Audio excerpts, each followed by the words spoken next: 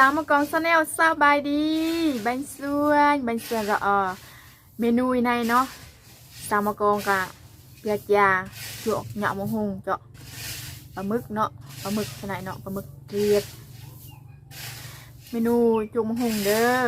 คือเก่าคือตามเคยเนาะพี่น้องกินตามมะฮุงกับปลาหมึกแล้วก็อยู่เทิงเถียงนาคือเก่าเนาะเถียงนาเลยว่าอยู่สวนมันเป็นเถียงนานะอยู่สวนสามกองเอามากินอยู่สวนคือเก่าเนาะนี่เนาะมาเลยกินกับสามกองเลยเด้อยาหนึ่งสามกองเด้อปลาหมึกจวกเจาะชมหงเจาะปลาหมึกเนาะ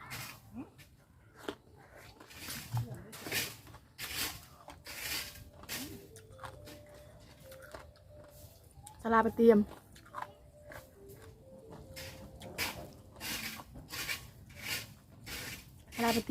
เจาะอีทใครแต่บัตรตือนายบุญเจิงเนาะเพราะว่าเจาะอีท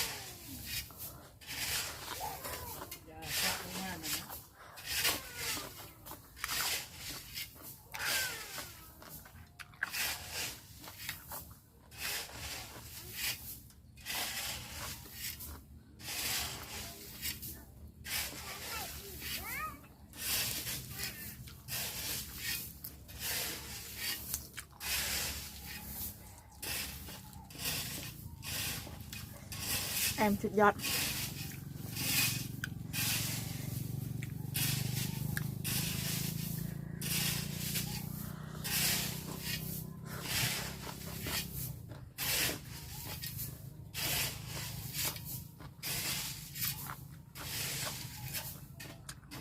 ทะลุไปแล้ว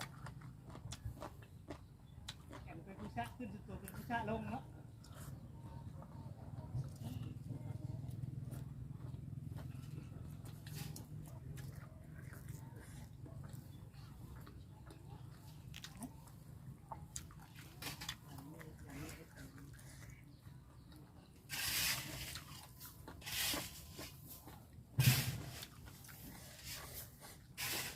เนาะกระปุนจะไหนยายคุยไงกับบืนแม่ใส่ถุงดิใส่แต่แม่นะ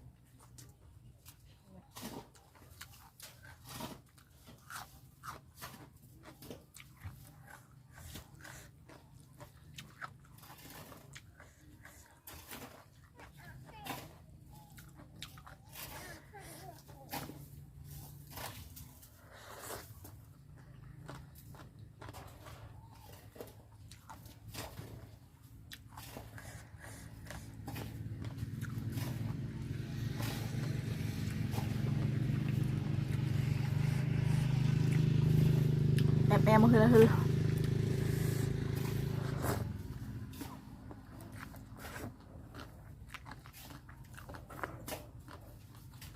ใส่เฮ็ดมันมีนั่นไหมเอาไหมนี่มาเล่นอยู่ไหมตัวน้อยอยู่ไหมเวลาเล่น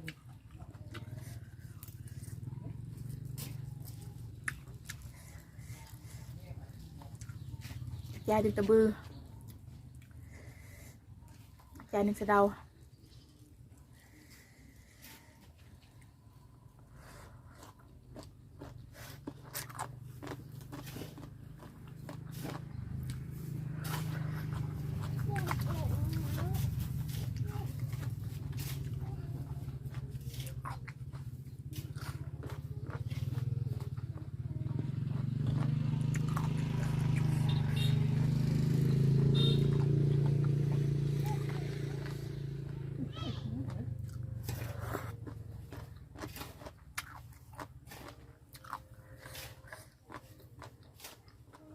เสียงหนดเลยบิบ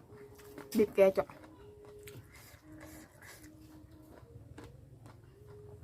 สวดเอิญกินมาหน้า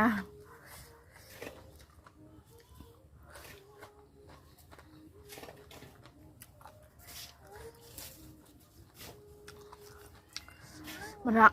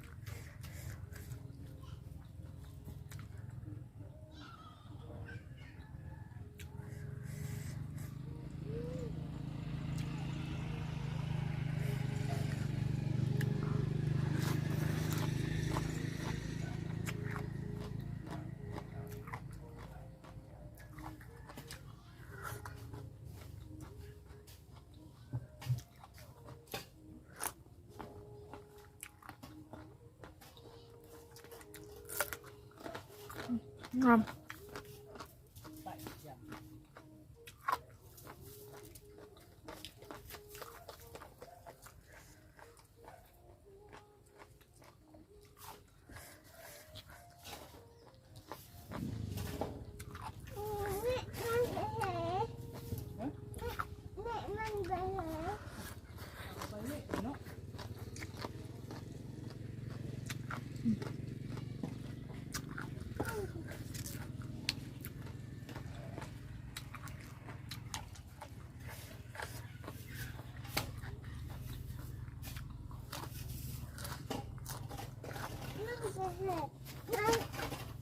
ไปเลยเนาะ ไปเล่น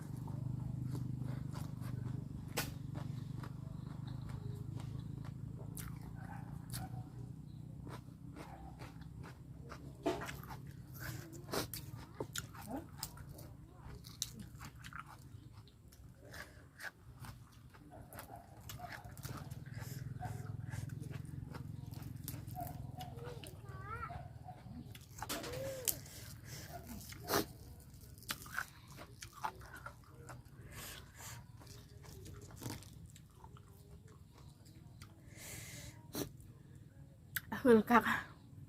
เอาหัวกันย้วย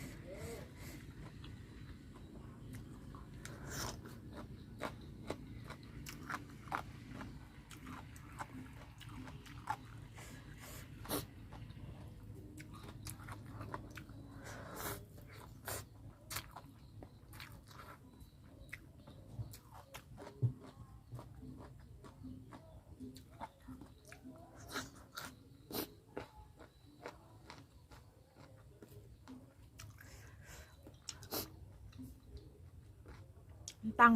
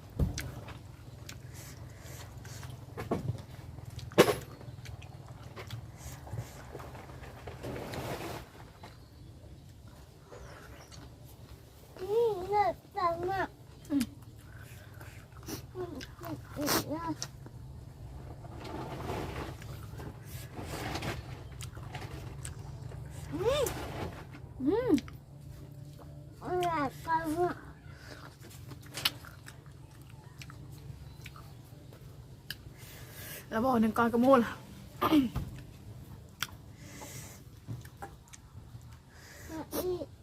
หืนเลย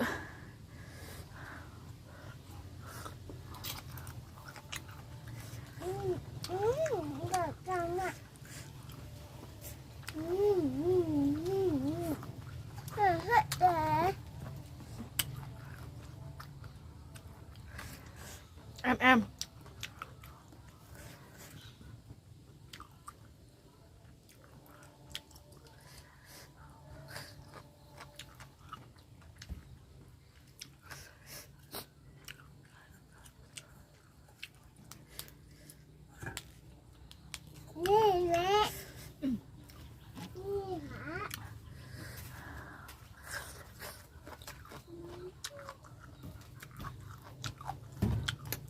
นอนมันแรงเยอะ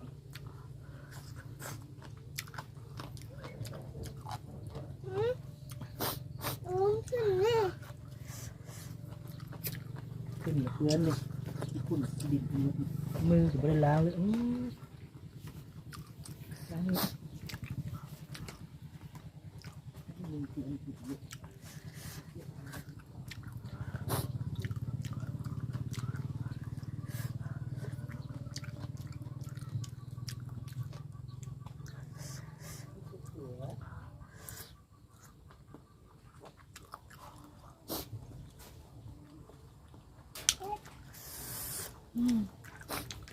แอมเดี๋ยวเอาหัวจังเลย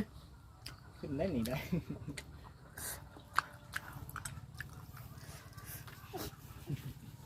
แอมดูหัวละแอมผู้ดีหนีเนาะแย่หลัดสะเดา